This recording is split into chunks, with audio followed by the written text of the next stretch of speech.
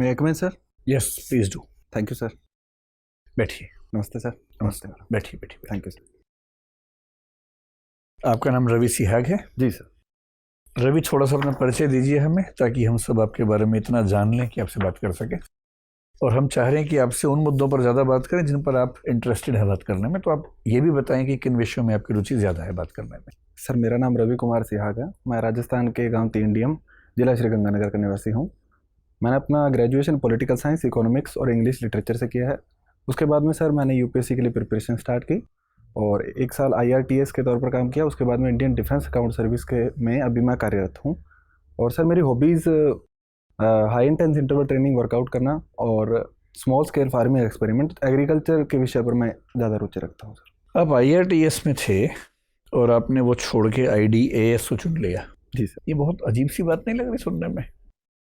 क्योंकि जो सर्विसेज की प्रेफरेंस नॉर्मली हम देखते हैं पिछले कई सालों से, IRTS इनवेरिएबली IDAS से ऊपर होता है। और मेरे ख्याल से आपके लिए भी रहा ही होगा शुरू में। तो फिर IRTS होने के बाद IRTS से रिज़ाइन करके IDAS को चुनना, डिफेंस अकाउंट्स को चुनना, ये एक प्रैग्मेटिक फैसला था, सर्विस ओरिएंटेड फैसला था, ये कुछ और निहितार्थ हैं इसके पीछे? सर मेरा जो उद्देश्य था वो सर मुझे आगे तैयारी शुरू करनी थी। IRTS में सर एक डायनेमिक सर्विस है, टाइम कंज्यूमिंग सर्विस है। उसमें सर मैं अपनी प्रिपरेशन को जारी नहीं रख पाता। तो इसलिए सर लागत लाभ विश्लेषण के आधार पर और इंडियन डिफेंस अकाउंट सर्विस के प्रोफाइल के बारे में पढ़ा, तो सर मुझे अच्छे इसमें प्रोस्पेक्टस लगे। तो इस वजह से सर मैंने ये सर्विस ज्वाइन की थी। तो बेसिकली आपने IDAS इसलिए चुना कि टाइम आराम से मिल जाता है, काम कम करना पड़ता है और मैनेज हो जाता है। जी सर। तो ये बात सही साबित हुई उस सर्विस में आने के बाद?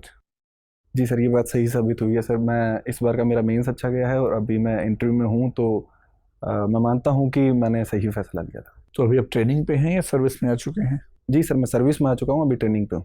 मतलब ट्रेनिंग जो एकेडमी की है उसमें है या अभी ऑन द जॉब ट्रेनिंग में चले गए हैं? सर मैं ऑन द जॉब ट्रेनिंग में हूँ, अभी PCDA वेस्टर्न कमांड के अंडर में ऑन द जॉब ट्रेनिंग। कहाँ पोस्टेड हैं? सर चंडीगढ़ में। चंडीगढ़ में। ये बताएं कि रेलवे में बहुत समय तक एक समस्या चलती रही जिसको हम डिपार्टमेंटलाइजेशन या कंपार्टमेंटलाइजेशन बोलते हैं। इसमें दिक्कत थी कि रेलवे अकाउंट्स के लोग, रेलवे पर्सनल के लोग, रेलवे जो बाकी सर्विसेज हैं, ट्रैफिक के लोग या इंजीनियरिंग सर्विसेज के लोग, उन सब में इतना गुटबाजी होने लगी कि रेलवे के लिए मैनेज करना मुश्किल हो गया। तो फाइनली एक फैसला हुआ कि हम इन सब सर्विसेज को मर्ज करके, पुलिस को छोड़ के, RPF को छोड़ के IRMS बना देते हैं, रेलवे मैनेजमेंट सर्विस बनाते हैं, जो कि बन भी गई है। इस बार से वो उसकी वैकेंसीज भी आ गई हैं। आपको नहीं लगता कि डिफेंस में भी ऐसा कर देना चाहिए? डिफेंस अकाउंट्स, डिफेंस एस्टेट्स और फिर आर्म फोर्सेज हेडक्वार्टर सर्विस, इन सब की क्या ज़रूरत है अलग अलग? एक ही क्यों ना कर दें इन सबको?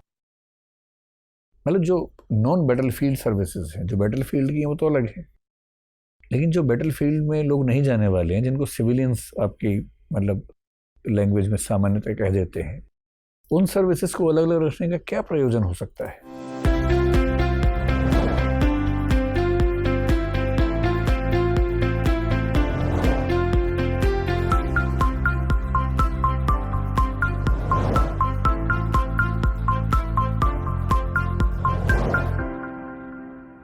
सर इसके कुछ प्रयोजन जो बताए जाते हैं, वो पहला ये है कि डिफेंस एक बहुत बड़ा सेक्टर है। रेलवे भी बड़ा सेक्टर था, लेकिन रेलवे का बजट पिछले कुछ दशकों से क्रमिक रूप से घटा है। तो इस वजह से रेलवे की सर्विस का मर्जिंग किया गया था, क्योंकि सर रेलवे के बोर्ड में सर्विसेज को लेकर काफ़ी टकराहट रहती थी। तो प्रतिभा के आधार पर बोर्ड में चयन नहीं हो पाता था। 1905 से जो बोर्ड चल रहा था उसमें सुधार अपरिहार्य हो गए थे। डिफेंस के स्तर पर सर ये बातचीत चल रही है कि डिफेंस की सर्विसेज को मर्जिंग किया जाए। उसमें एक मुख्य मुद्दा है कि जो अकाउंटिंग सर्विसेज है उनको मर्ज करने का मुद्दा भी शामिल है। उसके अलावा जो स्टेट सर्विस है उसमें भी डिफेंस पर्सोनल्स का कहना है कि उसमें जो डिसीजन लेने की पावर है वो आर्मी पर्सोनल्स को दी जाए, ताकि जो निर्णय हैं वो त्वरित रूप से लिए जाए। सर इसके आगे जो भी संभावनाएं हैं वो आगे देखनी पड़ेगी कि किस प्रकार। तो आपकी राय में Indian defence account service, Indian civil account service, Indian railway account service, इन सब को मर्ज कर दें और ऑडिट अकाउंट्स को भी शायद इनके सब के साथ मर्ज कर दें, वो ज़्यादा अच्छा उपाय है, या डिफेंस की सर्विसेज को आपस में मर्ज करना बेहतर है? क्योंकि इसका भी लॉजिक समझ नहीं आता। जब सिविल अकाउंट्स है ही आपके पास, उसी कुछ लोग रेलवे में चले जाएं, उसी कुछ लोग डिफेंस में चले जाएं। जब बाकी सारी मिनिस्ट्रीज़ में सिविल अकाउंट्स के लोग जा सकते हैं, तो इन दो मिनिस्ट्रीज़ में ही ऐसा क्या है कि वहाँ अलग सर्विस चाहिए? सर जहाँ तक अकाउंटिंग सर्विसेज को मर्जिंग करने की बात है, वो मर्जिंग हो सकती है, लेकिन कुछ व्यवहारिक समाधान इसके लिए करने होंगे। जैसे कि सर डिफेंस में जो कोड हेड्स हैं वो बहुत अधिक हैं। इसमें 2 प्रकार के मैनुअल्स हैं, उसमें कोड हेड की संख्या हज़ारों में है। ठीक है। और सिविल अकाउंट्स में कोड हेड कम इस्तेमाल किए जाते हैं। वो तो मर्ज हो तो जाएंगे आपस में। सर उसको पीएफएमएस के साथ इंटीग्रेट करना इसलिए भी मुश्किल है क्योंकि राष्ट्रीय सुरक्षा का मुद्दा है। और इसमें सर ऑनलाइन करने में डिफेंस सर्विसेज की ओर से कुछ आपत्तियां जताई गई है कि इसको ऑनलाइन करेंगे तो साइबर सिक्योरिटी के फ्रॉड्स हैं, वो जो थ्रेट हैं वो इसमें दिखाई दे सकते हैं। तो अभी डिफेंस अकाउंट्स में आप साइबर लेवल पे बिल्कुल नहीं जाते हैं, सब कुछ पेपर पे होता है। सर काफ़ी हद तक अभी पेपर पे काम चल रहा है, लेकिन अभी जो हैदराबाद में इंडियन जो टेक्नोलॉजी सेंटर है वहाँ पर उन्होंने एक प्रबल विकसित करने की ओर बढ़ रहे हैं। आर्म्ड फोर्सेस की तरफ से इसमें सहमति जताई गई है, उस पर अभी काम चल रहा है। उसके अलावा सर पेंशन के स्तर पर डिजिटलाइज किया गया स्पर्श प्लेटफॉर्म है, और अकाउंटिंग स्तर पर ट्यूलिप प्लेटफॉर्म पे अभी काम चल रहा है। ठीक है, तो इसका मतलब ये हुआ कि आपकी राय में अकाउंट सर्विसेज को मर्ज करना ठीक नहीं होगा, लेकिन वैसे डिफेंस सर्विसेज को मर्ज करना बेहतर उपाय हो सकता है। सर अकाउंट सर्विसेज में भी मर्जिंग हो सकती है, लेकिन उसमें सर ट्रेनिंग के स्तर पर और अधिक अच्छे से सारी अकाउंट सर्विसेज को ट्रेनिंग जो मॉड्यूल है उसमें बदलाव करने होंगे। उसके अलावा जो कोड हेड है उसको जो सिविल के कोड हेड है उसके साथ मर्जिंग करने के लिए कुछ उपाय करने होंगे। उसके बाद में सर इस चीज़ की मर्जिंग हो सकती है। अभी हाल ही में कर्नाटका हाई कोर्ट का एक फैसला है जिसको हिजाब विवाद कहते हैं। जी सर, मुझे थोड़ा सा समझाइए कि क्या हम ये कह सकते हैं कि ऐसे फैसले हमारी अब तक की जो धर्मनिरपेक्ष छवि है उस पर हमला है या उसी का लॉजिकल एक्सटेंशन है? सर मुझे लगता है कि जो सुप्रीम कोर्ट ने इलाहाबाद हाई कोर्ट, जो कर्नाटका हाई कोर्ट है, उन्होंने जो हिजाब पर फैसला दिया है वो एक प्रकार से तर्क संगत है, क्योंकि कोर्ट ने कहा था कि हिजाब पहना वो आवश्यक धार्मिक प्रथाओं में नहीं आता है, और किसी भी प्रकार के इंस्टीट्यूशन में जहाँ के अपनी इक्विटी के जितने भी रूल्स हैं वहाँ पर अगर इस प्रकार के धार्मिक प्रतीकों को आमंत्रित किया जाएगा तो सर ये वहाँ के जो रूल्स हैं उसके खिलाफ है। ये बताइए कि एसेंशियल प्रैक्टिसेस ऑफ रिलीजन जो आर्टिकल 25 के बेस पे एक डॉक्ट्रिन है हमारे सुप्रीम कोर्ट की, उस डॉक्ट्रिन में ऐसा क्या है, जैसे एक एग्जांपल के तौर पर कोई मुस्लिम महिला अगर हिजाब पहने तो कर्नाटका हाई कोर्ट का फैसला है कि वो एसेंशियल प्रैक्टिस ऑफ रिलीजन नहीं है। सिख समाज की जो पगड़ी है वो एसेंशियल प्रैक्टिस ऑफ रिलीजन है। ऐसे कौन से पैरामीटर्स हैं जिसके बेस पर अलग अलग धर्मों के लिए ये फैसले हम करते हैं? वो पैरामीटर्स, मतलब मेरी व्यक्तिगत राय है कि पैरामीटर्स बहुत ठोस हैं, लेकिन मैं आपसे सुनना चाह रहा हूँ, समझना चाह रहा हूँ कि वो क्या पैरामीटर्स हैं जिनसे फैसले होते हैं। सर 1955 के आसपास एक विवाद में न्यायालय ने कहा था कि वो जो आवश्यक धार्मिक प्रथाएं हैं उनको निर्धारित करेगा। तो सर जो मुख्य धर्म में कोर बातें लिखी गई है उनके बेस पर शायद आवश्यक जो धार्मिक प्रथाएं हैं उनको निर्धारित किया जाता होगा। जो सिख धर्म है उसमें 5 जो ककार हैं उनके धर्म पर जो पगड़ी है वो केशों को बांधने के लिए आवश्यक समझी जाती है, इस वजह से वहाँ पर अलाउ किया गया। लेकिन जब कोर्ट ने, कर्नाटक हाई कोर्ट ने कहा कि कुरान में इस प्रकार की कोई भी व्याख्या नहीं मिलती कि हिजाब पहनना आवश्यक धार्मिक प्रथा के अंतर्गत आता है, इसलिए उन्होंने एजुकेशन इंस्टीट्यूट में इसको बंद करवा दिया। सर बहुत बढ़िया, बंद करवा दिए कोर्ट ने, या कोर्ट ने सिर्फ इतना कहा कि बंद किया जा सकता है? सर सॉरी सर, मुझे एग्जैक्ट नहीं पता शब्दों को लेकर। कोई बात नहीं, ठीक है, अब पूछिए। रवि जी सर, आप अर्थशास्त्र के छात्र रहे हैं, मेरा एक प्रश्न है, अगर एक फिल्म निर्माता अपनी मूवी को यूट्यूब पे अपलोड कर दे तो उसके अलावा किन किन क्षेत्रों को आर्थिक नुकसान पहुंचेगा? सर कई प्रकार के क्षेत्र हैं जो मैं सोच पा रहा हूँ। पहला कि सर जो सिनेमा की जो कंस्ट्रक्शन इंडस्ट्री है उसको नुकसान होगा। दूसरा सर जो मॉल में काम करते हैं, सिनेमा के आसपास जो लोग काम करते हैं उनको नुकसान होगा। तीसरा सर जो सिनेमा ले जाने के लिए जो ऑटो रिक्शास हैं, जो किसी भी प्रकार के यातायात के साधन हैं, उनको नुकसान हो सकता है। उसके अलावा सर अभी मैं सोच देखिए, जिस प्रकार से कोविड के संक्रमण बढ़ते जा रहे हैं तो क्या आपको नहीं लगता कि सिनेमाघरों का विस्तार करने से बीमारी और बढ़ेगी? और अगर किसी मैसेज को हमें बहुत लोगों तक पहुंचाना है तो यूट्यूब पे डालकर वो ऐसा काम भी कर सकता है। माफ़ कीजिए सर, मैं प्रश्न को थोड़ा सा चलिए छोड़िए इसको, कोई इशू नहीं है। हमने अभी पिछले 2 सालों में कोविड काल देखा। जी सर, आपने इस आपदा को अवसर में कैसे परिवर्तित किया? सर कुछ मुद्दों पर मैं मान सकता हूं कि हमने इस आपदा को अवसर में परिवर्तित किया। पहला चित्र सर हाइजीन को लेकर है। नहीं, आपने कैसे किया? आपके अपने स्तर पे, व्यक्तिगत स्तर पे आपने ऐसा क्या किया कि इस आपदा को अपने लिए अवसर में कन्वर्ट कर लिया हो? सर इसी स्तर पर मैं हाइजीन को लेकर अधिक सतर्क हुआ हूँ। दूसरा सर मैंने ऑनलाइन जो माध्यम है, जहाँ पर पहले मैं सहज इतना महसूस नहीं कर सकता था, वहाँ पर अभी मैं सहज महसूस करता हूँ सर। और तीसरे स्तर पर सर जो सॉरी सर, अभी कुछ सोच चलिए नहीं पा कोई रहा नहीं। देखिए, ऐसा मुझे लगता है पर्सनली कि संयुक्त राष्ट्र संगठन बहुत सफल नहीं रहा। उसके गठन के बाद से आतंकवाद की घटनाएं कुछ खास कम नहीं हुई हैं, देशों में तनाव है, शक्तिशाली देश कमज़ोर देशों पर अत्याचार करता है। तो क्या आपको नहीं लगता कि इसको भंग कर दें, एक नए सिरे से किसी नए संगठन की कल्पना की जाए? सर, मुझे लगता है कि इसको भंग करने के बजाय इसमें सुधार किए जाने चाहिए, क्योंकि इतने वर्षों में 1945 लेकर हमने जितना निवेश किया है, जितने इसकी संस्थानों में निवेश किया है, इंस्टीट्यूशन बनाए हैं, रूल्स एंड रेगुलेशन बनाए हैं, उसको स्ट्रेंथन करना ज़्यादा प्रभावी होगा बजाय कि एक नई संस्था बनाने के। क्योंकि सर इसका कोई भी प्रमाण नहीं है कि जो नई संस्था बनाएंगे वो नए विश्व में जितने भी इस प्रकार की घटनाएं होती है उसको रोक पाने में सक्षम होगी या नहीं। तो अगर संयुक्त राष्ट्र में चलिए, सुधार किए जाए तो वो ज़्यादा प्रभावी मैं मानता तो मान लेते हैं आपको एक मौका दिया जाए कि संयुक्त राष्ट्र सुरक्षा परिषद के आपको स्थायी मेंबर्स चुनने हैं, तो कौन से 5 देश होंगे जिसको आप चुनना चाहेंगे? हूँ। सर, क्या P5 के अलावा बताना? बिल्कुल बिल्कुल फ्रेश हमें चुनना है, कोई 5 देशों का एक समूह जो स्थायी सदस्य होंगे यूएनएससी के। तो आपके हिसाब से किन देशों को उसमें से निकाला जाए, किन देशों को उसमें शामिल किया जाए, ज़रा बताएं। सर, मैं मानता हूँ कि एक महाद्वीपीय प्रतिनिधित्व को मैं एक क्राइटेरिया मानूंगा, जिसमें अमेरिका को नॉर्थ अमेरिका से मैं लेना चाहूँगा, और एशिया में सर मैं 2 या 3 देशों को लेना चाहूँगा, क्योंकि काफ़ी बड़ा महाद्वीप है, जिसमें रूस, चीन, भारत या जापान, इन चारों में से 2 या 3 को मैं लेना चाहूँगा। उसके अलावा सर अफ्रीका से 2 या 3 देशों का प्रतिनिधित्व मैं चाहता हूँ, और यूरोप से 1 या 2 देशों का प्रतिनिधित्व, जिसमें हमारे कि पास मुख्य 5 देशों का ही एक व्यवस्था है, तो जी 5 सर। देशों का नाम बताइए मुझे आप। सर, अमेरिका, ठीक है, भारत, ठीक है।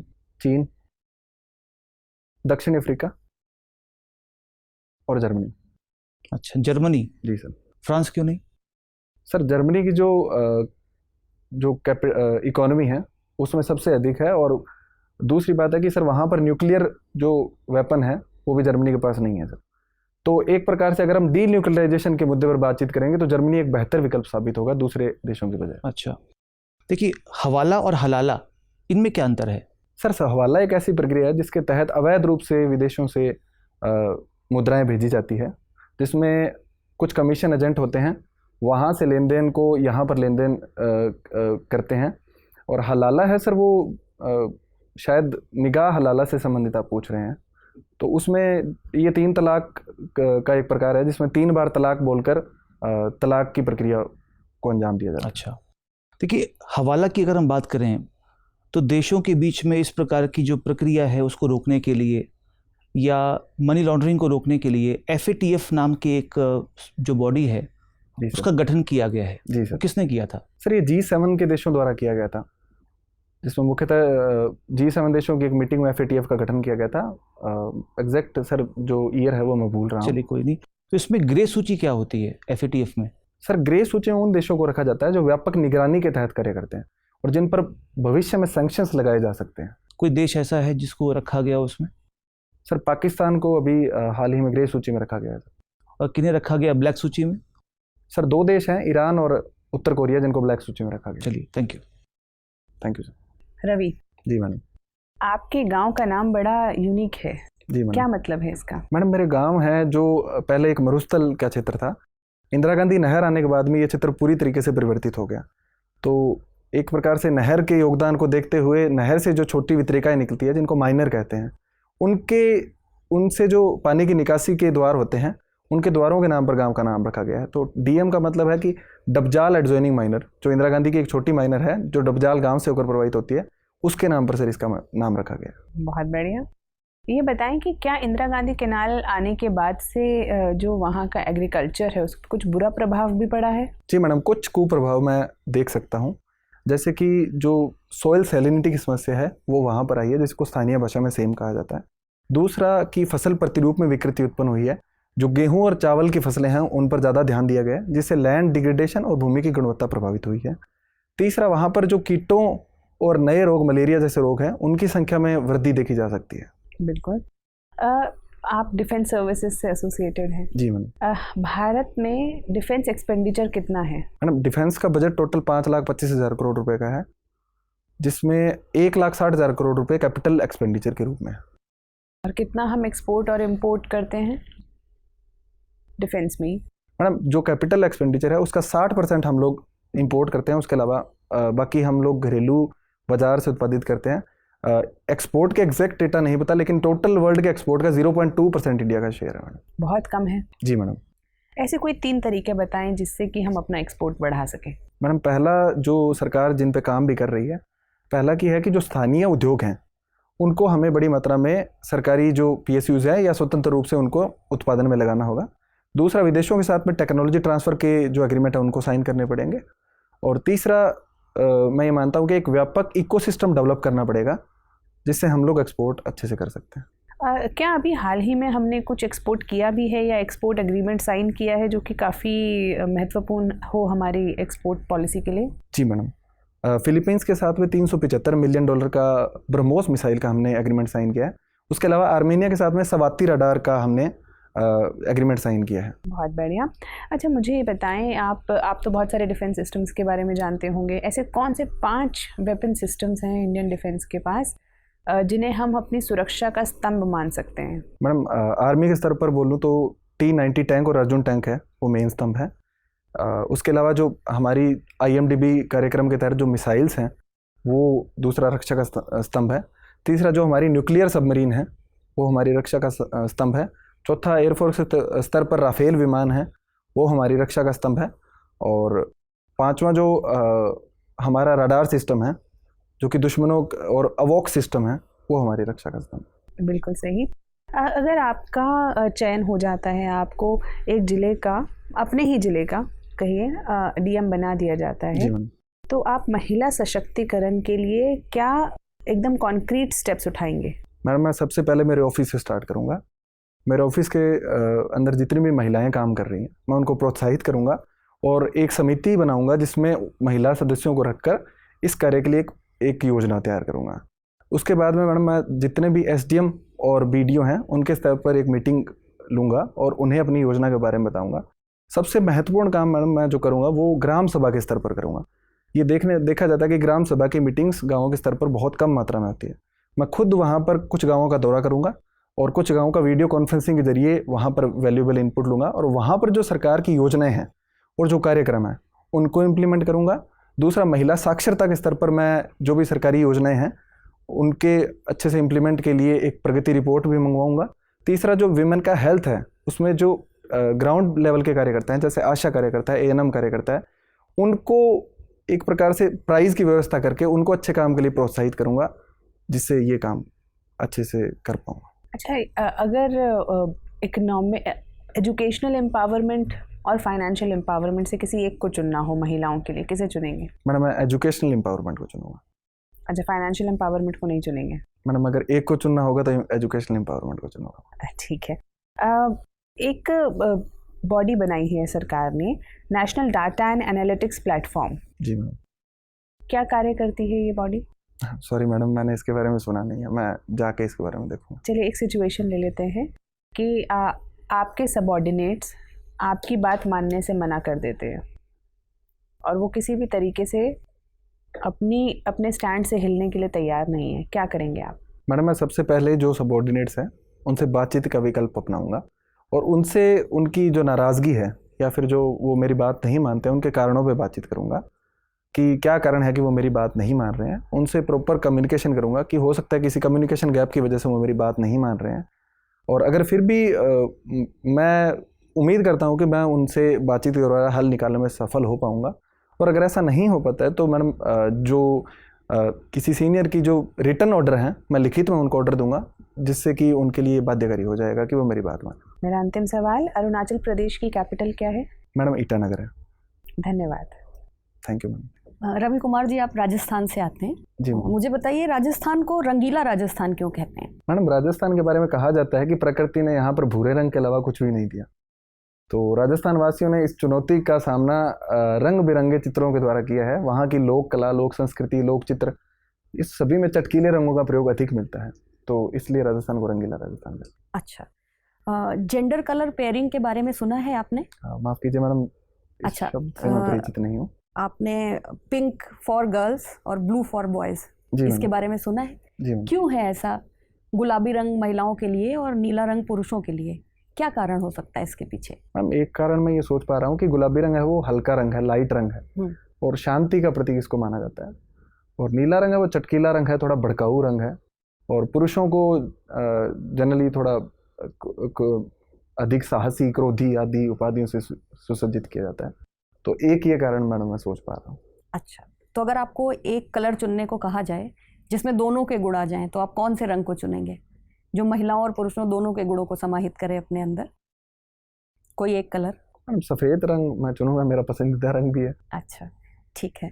आपने अपने शौक में लिखा है HIIT, high intensity interval training, आप करते हैं? जी मैडम। नियमित रूप से करते हैं? मैडम वीक में 4 या 5 दिन में करता हूँ। क्या क्या करते हैं उसमें आप? मैडम मैं बर्पीज करता हूँ, कमांडो ट्रेनिंग करता हूँ, उसके अलावा lunges, squats, jumping squats, running में मैडम मैं जनरली स्प्रिंट्स करता हूँ, उसमें 20 सेकंड स्प्रिंट 20 सेकंड ब्रेक, उसको गिबाला टेक्निक बोलते हैं, वो जनरली मैं करता तो रनिंग ये तो आप ट्रेडमिल पे करते होंगे?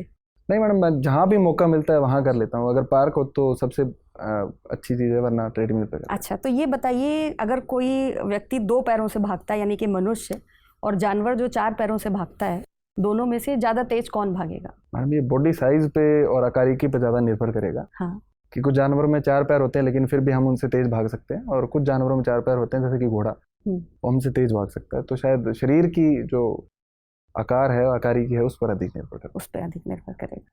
ठीक है। आप हिंदी साहित्य के विद्यार्थी हैं, आप मुझे बताइए राजस्थान के कुछ प्रमुख साहित्यकारों के नाम। मैडम रांगेय राघव जी है, उसके अलावा विजयदान देथा जी हैं, मीराबाई, दादू दयाल, बिहारी लाल जी, ये सभी राजस्थान से। अच्छा, ठीक है। अंतर्राष्ट्रीय महिला दिवस 8 मार्च को मनाया जाता है, हम सब जानते हैं। राष्ट्रीय महिला दिवस कब मनाया जाता है? सॉरी मैडम, मैं भूल रहा हूँ इसके बारे में। अच्छा, सरोजिनी नायडू जी के बारे में सुना है आपने? जी मैडम। कौन थी? मैडम इनको भारत कोकिला के नाम से जाना जाता है। ये स्वतंत्रता सेनानी थी जिन्होंने गोलमेज सम्मेलनों में भारत का प्रतिनिधित्व किया था और भारत की आज़ादी के बाद भी अनेक मंचों पर सक्रिय रही थी। अच्छा, ठीक है। क्योंकि आप बहुत अच्छी एक्सरसाइजेस करते हैं, आपने बताया ना अभी, स्क्वाट्स, जंपिंग स्क्वाट्स, बर्पीज। जी मैडम। इन सब में कौन से बॉडी पार्ट का रोल सबसे ज़्यादा होता है? दिल का, फेफड़े का या पैरों का? मैडम वैसे तो पूरा शरीर ही इसमें लगता है, लेकिन शायद सबसे ज़्यादा रोल पैरों और हाथों का ज़्यादा होता है। पैरों और हाथों का होता है, दिल और फेफड़े का योगदान नहीं होता? क्योंकि कोविड जब आया था तो उस समय जब वर्कआउट करते थे मास्क लगा के, तो पैर और हाथ कितने भी मजबूत हों, आप इजीली कर लेते थे वर्कआउट। मैडम शायद ये दोनों बाहर रूप से दिखाई देते हैं तो शायद मैंने सोचा होगा, लेकिन हृदय के योगदान को भी नकार नहीं सकते। शायद सबसे इम्पोर्टेंट योगदान मैं मान सकता हूँ कि उसका होगा। अच्छा, एक घटना हुई राजस्थान में अभी दौसा के लालसोट में, जहाँ पे किसी प्रसूता स्त्री की मृत्यु हो गई थी और डॉक्टर के अगेंस्ट में केस हो गया था हत्या के अपराध का, और उन्होंने आत्महत्या कर ली थी उन डॉक्टर ने।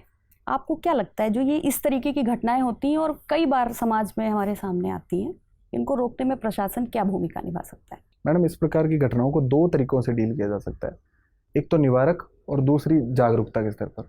निवारक के स्तर पर ये होना चाहिए कि जो डॉक्टर्स हैं, किसी भी डॉक्टर का ये मानना नहीं होता कि किसी भी पेशेंट को हानि पहुंचाए, वो अपना काम पूरी ईमानदारी से करता है। और जहाँ तक उस प्रसूता का सवाल था, उसका जो प्रेगनेंसी थी वो काफ़ी क्रिटिकल थी, तो उस मामले में डॉक्टर ने अपना भरसक प्रयास किया था, लेकिन जो तनाव है जो भीड़ के स्तर पर, उसको प्रशासन के द्वारा अच्छे से नियंत्रित करने की ज़रूरत है, जिसमें डॉक्टर को सुरक्षा के साथ साथ में भीड़ की किसी भी कार्रवाई को रोका जा सके। और अवेयरनेस जनरेशन के स्तर पर लोगों को भी इस बात के लिए सेंसिटाइज करना चाहिए कि जो डॉक्टर हैं वो अपना काम पूरी शिद्दत के साथ में करते हैं और उनके काम के स्तर पर उन पर सवाल नहीं उठाए जाने चाहिए। अच्छा, ठीक है। आप हिंदी साहित्य के कौन से कवि को पढ़ना सबसे ज़्यादा पसंद करते हैं? मैडम अज्ञेय जी और सूर्यकांत त्रिपाठी निराला जी को मैं पढ़ना पसंद करता हूँ। निराला की कौन सी पंक्तियाँ आपकी पसंदीदा हैं? मैडम उनकी कविता राम की शक्ति पूजा है, वो पूरी कविता ही एक प्रकार से मेरे लिए प्रेरणा का कार्य करती है। क्यों? मैडम उस कविता में दिखाया गया है कि किस प्रकार से व्यक्ति अगर ठान ले तो वो शक्ति की कठोर साधना के द्वारा किसी भी स्थिति पर विजय पा सकता है, इसलिए आपको। और अज्ञेय जी की? अज्ञेय जी की मैडम असाध्य वीणा मुझे काफ़ी पसंद है। असाध्य वीणा आपको अच्छी लगती है, ठीक है।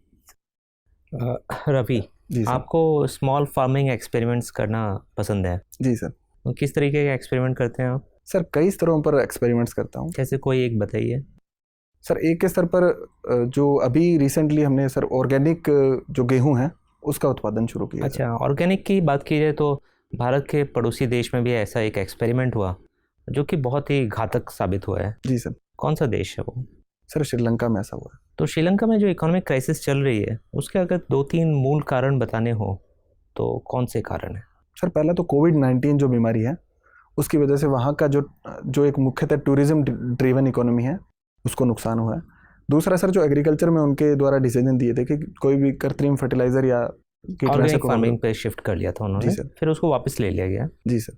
और तीसरा सर उनकी जो राजनीतिक और आर्थिक नीतियाँ हैं वहाँ पर भ्रष्टाचार बहुत अधिक है, तो उन नीतियों को मैं अभी तो वहाँ एक जो वहाँ के शासन में जैसे भारत में भी हम लोग सुनते हैं कि परिवारवाद काफ़ी हावी रहता है। जी सर। तो एक समय में राजपक्सा फैमिली के कितने मेंबर्स थे वहाँ की सरकार में? अभी तो उन्होंने रिज़ाइन कर दिया कई मेंबर्स ने, लेकिन जब सारे थे तो कितने मेंबर्स थे? सर बताया जाता है कि 40 से अधिक परिवार है वो सरकार के विभिन्न पदों पर कार्यरत थे। और कैबिनेट की बात की जाए तो? सॉरी सर एग्जैक्ट नंबर अच्छा नहीं पता। ठीक है। मुझे ये बताइए कि कभी कभी हम सुनते हैं कि भारत को एक टू फ्रंट सिचुएशन का सामना करना पड़ सकता है। जी सर। तो ये टू फ्रंट सिचुएशन कैसी सिचुएशन होगी? सर टू फ्रंट सिचुएशन की जो एक तरफ पाकिस्तान के साथ में और दूसरी तरफ चाइना के साथ में हमें युद्ध जैसी स्थिति का सामना करना पड़ सकता है। तो ऐसे समय के लिए भारत को कैसी तैयारी करनी चाहिए? सर जो पाकिस्तान के साथ में युद्ध होगा वहाँ पर हमें तीनों सेनाओं का प्रयोग अधिक करना पड़ेगा। चाइना के साथ में थल सेना मुख्य रूप से रहेगी, उसके साथ में एयरफोर्स भी उसकी सहायक की भूमिका में रहेगी। तो एक प्रकार से मैं कहूँ तो एक थिएटर कमांड के स्तर पर हमें प्रयास करने चाहिए ताकि तीनों सेनाओं में अच्छे से कोऑर्डिनेशन करके हम इस स्थिति से निपट सकते हैं। ठीक बात है। आप मुझे ये बताइए कि लगातार चाइना ने यूएस पे ये आरोप लगाया है कि वो जो एशिया पैसिफिक है, क्योंकि वो इंडो पैसिफिक नहीं कहता है, वो एशिया पैसिफिक टर्म ही यूज़ करता है, वहाँ जो यूएस है वो एक 5-4-3-2 स्ट्रैटेजी यूज़ कर रहा है। तो क्या है ये 5-4-3-2? 2 यहाँ बायलैटरल रिलेशंस हैं और ये अलग अलग ग्रुपिंग्स के नाम हैं। सॉरी सर इसके बारे में मैं अवेयर नहीं हूँ, मैं जाके कुछ अंदाज़ा लगा पाएंगे? 5 अगर 4 जैसे क्वाड है तो 5 क्या है, 3 क्या है? सर 3 से मतलब ऑकस से होना चाहिए। बिल्कुल। 2 से मतलब अमेरिका का कोई बायलैटरल रिलेशंस हैं। 2 सर इंडिया हो सकता है। 5 में सर P5 या फिर सॉरी सर मुझे इसके आप बारे में देख ज़्यादा लीजिएगा। अंदाजा नहीं लगा। मुझे ये बताइए कि वेब 3.0 काफ़ी चर्चा में है कि अभी हम लोग वेब 2.0 यूज़ कर रहे हैं, तो वेब 3.0 और 2.0 में क्या फ़र्क आएगा? सॉरी सर इसके बारे में खुद को अपडेट नहीं कर पाया हूँ सर। ठीक है। मेरा आखिरी सवाल आपसे ये है कि प्रधानमंत्री जी लगातार वोकल फॉर लोकल की बात कर रहे हैं कि वोकल हो या लोकल के लिए, और दूसरी तरफ अगर हम देखें तो क्या भारत कहीं ना कहीं प्रोटेक्शनिज्म की तरफ नहीं जा रहा है? अगर हम बोल रहे हैं कि सिर्फ हम अपने लोकल प्रोड्यूस को ही आगे बढ़ाएंगे, तो क्या ये ग्लोबलाइजेशन के खिलाफ है? नहीं सर ग्लोबलाइजेशन के खिलाफ हमें नहीं मानना चाहिए, क्योंकि भारत का जो स्टैंड है वो एक प्रकार से प्रोटेक्शनिज्म ना होकर हमारे घरेलू उद्योगों को प्रोत्साहन देने का अधिक है, जिसमें हम लोगों ने टैरिफ अधिक नहीं बढ़ाए हैं, लेकिन हम लोग बट ऐसे ही अमेरिका फर्स्ट है, वो तो प्रोटेक्शनिज्म है। लेकिन सर वहाँ पर उन्होंने टैरिफ के स्तर पर वृद्धि की थी। जो चीन से आने वाले माल थे उन पर उन्होंने एक प्रकार से टैरिफ और नॉन टैरिफ बैरियर लगाए थे। भारत में इस प्रकार की कार्रवाई न करके हमारा ध्यान सिर्फ घरेलू उद्योगों के अधिक प्रोत्साहन देने पर है। Thank you Ravi sir. Ravi आपने कश्मीर फाइल्स फिल्म देख ली है? सॉरी सर मैं उसको देख नहीं पाया हूँ सर। मैं देख रहा हूँ कि सारे कैंडिडेट्स कह रहे हैं कि नहीं देख पाए, और मुझे लग रहा है कि ये एक योजना है कि प्रश्न से बचा जा सके। जी नहीं सर मैं सोच रहा था इसको देखने का, लेकिन समय नहीं निकाल पाया सर। अच्छा ठीक है। आप असाध्य वीणा आपकी प्रिय कविता है आगे की लिखी हुई। जी सर। आपने IRTS पहले ज्वाइन किया, फिर आप इंडियन डिफेंस अकाउंट सर्विस में आए। क्या IAS आपके लिए भी असाध्य वीणा है? नहीं सर मैं मानता हूँ कि IAS असाध्य वीणा नहीं है। मैं इसके लिए प्रयास कर रहा हूँ और एक प्रकार से सर मैंने बहुत डेडिकेटेड होकर इसके लिए प्रयास किए हैं। असाध्य वीणा में जिस प्रकार से आत्मनिवेदन के भाव से वीणा जागृत होती है, तो मैं मानता हूँ कि सर मैंने अपने स्तर पर पूर्णता से प्रयास किया है और मुझे उम्मीद है कि सर मैं सफल हो जाऊँगा। तो जैसे बहुत लोग असाध्य वीणा को साधने में लगे हुए थे, पर प्रियमवत कुछ वजहों से साध पाया। IAS बनने के लिए बहुत लोग लगे हुए हैं, आपने ऐसा अलग से क्या किया कि आप इसके प्रियमवत मान लिए जाएं? सर मेरे में उस चीज़ को लेकर डेस्परेशन नहीं है कि मैं अगर IAS नहीं बनूंगा तो मैं ज़िंदगी में कुछ नहीं कर पाऊंगा या ऐसा कुछ। सर मैंने ये माना है कि ये मेरा अंतिम प्रयास है, इसमें मैं अगर मैं सफल होता हूँ तो मैं IAS में जाऊंगा, अदरवाइज सर मैं इसी सर्विस में आगे के लिए अच्छा सोचूंगा सर। अच्छा बहुत बढ़िया।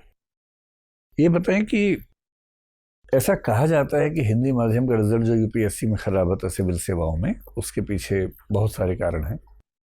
ये भी कहा जाता है कि उसके पीछे यूपीएससी भी एक कारण है, क्योंकि यूपीएससी एक इनसेंसिटिव तरीके से इस विषय को देखता है। आप हिंदी माध्यम के बड़े ब्राइट कैंडिडेट हमें लग रहे हैं। मैं आपकी राय जानना चाह रहा हूँ कि ऐसा क्या कारण है कि हिंदी माध्यम की परफॉर्मेंस का लेवल सिविल सर्विसेज में वैसा नहीं है जैसे पहले था एक ज़माने में, और क्या उपाय इसके किए जाने चाहिए सरकार को, यूपीएससी को, या किसी भी मंच को, जिससे ये रिप्रेजेंटेशन ठीक हो सके? क्या एग्ज़ाम के सिस्टम में कुछ करने की ज़रूरत है या कुछ और? सर, सबसे पहले मैं ये बताना चाहूँगा कि जो यूपीएससी एक बहुत ईमानदार संस्था है और इस प्रकार के किसी भी यूपीएससी पर किसी भी सवाल उठाना सही नहीं होगा। इसके लिए सर मैं दो प्रकार के उपाय सोच सकता हूँ, एक तो शॉर्ट टर्म और एक long term. Sir, short term में ये होना चाहिए कि जो एक मुख्य समस्या अनुवाद को लेकर रहती है कि जो अनुवाद है वो बहुत ही यांत्रिक और कंप्यूटरीकृत होते हैं। तो अनुवाद के स्तर पर अगर अच्छे से प्रयोग किए जाएँ तो शायद हिंदी माध्यम के विद्यार्थी प्रश्नों को अच्छे से समझ पाएंगे। जैसा कि सर प्लेटो ने कहा है कि प्रश्न को समझ लेना ही आधा उत्तर है। और सर इसके अलावा सर लॉन्ग टर्म पर्सपेक्टिव में मैं बात करूं तो सर इसमें जो एजुकेशन सिस्टम है उसमें सर भारतीय भाषाओं को हमें अधिक सम्मिलित करना होगा। जैसा कि अभी इंजीनियरिंग और मेडिकल कॉलेज में हम मेडिकल स्तर पर हम लोग भारतीय भाषाओं को शामिल कर रहे हैं, तो उनके स्तर पर प्रोत्साहन देने की अधिक आवश्यकता है। सर, जो तकनीक का विकास है वो असमानताओं को कम करता है या बढ़ाता है? मुझे दो एग्जाम्पल देके समझाइए, कुछ ऐसे संदर्भ जहाँ तकनीक के विकास ने असमानताओं को या विषमताओं को बढ़ाया हो, और दूसरा जहाँ तकनीक के विकास ने विषमताओं को कम किया हो। सर, एक उदाहरण से मैं दोनों समझाने का प्रयास करूँगा। ठीक है। सर, मोबाइल फ़ोन है तो उसने एक प्रकार से जो हमारा सूचना का अधिकार है उसके स्तर पर सारों को समान प्लेटफॉर्म पर रखा है कि एक गरीब से गरीब व्यक्ति भी इंटरनेट के माध्यम से सूचना ग्रहण कर सकता है। वही मोबाइल फ़ोन और इंटरनेट अगर महंगा है तो एक प्रकार से उसने डिजिटल डिवाइड को बढ़ावा दिया है कि जो हायर क्लास के लोग हैं उसको अच्छे से अफोर्ड कर सकते हैं और जो गरीब बच्चा है, गरीब स्टूडेंट है, उसको अच्छे से अफोर्ड नहीं कर सकता। ठीक है रवि, एक आखिरी सवाल मेरा ये है कि एक डॉक्ट्रिन है हमारे संविधान में, संविधान का मतलब सुप्रीम कोर्ट ने इंटरप्रिटेशन में उसका जिक्र किया, वो है डॉक्ट्रिन ऑफ हार्मोनियस कंस्ट्रक्शन, समन्वयकारी निर्वचन का सिद्धांत। ये क्या सिद्धांत है और किस किस रेफरेंस में इसका इस्तेमाल किया जाता है? सर, मैं पूरी तरह से इससे अवेयर नहीं हूँ, लेकिन इसका मतलब ये है कि अगर किसी भी सूची में कोई मद शामिल है तो अगर मंशा किसी सरकार की सही है तो दूसरे सूची जैसे राज्य सूची के विषय पर भी अगर संघ कानून बनाती है तो उसको असंवैधानिक घोषित नहीं किया जाएगा। ठीक है, चलिए, रवि आपका नाम है और रविन्द्रनाथ टैगोर हमारे स्वाधीनता संग्राम के दौर के बहुत महान व्यक्ति हुए। जी सर। ऐसी 5 समानताएं जो आप में और उनमें हो, और हम मतलब काल्पनिक नहीं, असली। सर, रविंद्रनाथ टैगोर जी से खुद की तुलना करने के लिए सर अभी मैं खुद को इतना सक्षम नहीं मानता हूँ, लेकिन जिन दिशाओं में आप उनके जैसा होने की ओर अग्रसर हो उन दिशाओं को भी आप तुलना का बिंदु मान सकते हैं। सर, एक ये है कि साहित्य में उनकी रुचि थी, साहित्य में मेरी रुचि है। ठीक है। दूसरा कि सर वो अपने विचारों को लेकर काफ़ी दृढ़ थे और मैं भी अपने विचारों को लेकर काफ़ी दृढ़ हूँ। जब तक कि सर मुझे लगता है कि मैं गलत नहीं हूँ तो मैं अपने विचारों में परिवर्तन करता हूँ, अदरवाइज सर विचारों की दृढ़ता मेरे में है। तीसरा कि सर उनके अंदर लीडरशिप क्वालिटी थी। मैं भी मानता हूँ कि सर मैं लोगों से जुड़ाव रखता हूँ, लोगों से संवाद करने में खुद को अच्छा मानता हूँ। ऐसे कौन से मुद्दे थे जहाँ महात्मा गांधी और टैगोर के बीच में असहमतियाँ थीं? सर, एक तो मशीनी विकास को लेकर उनमें दोनों में सहमति थी। दूसरा सर शिक्षा के अंदर क्या असहमति थी?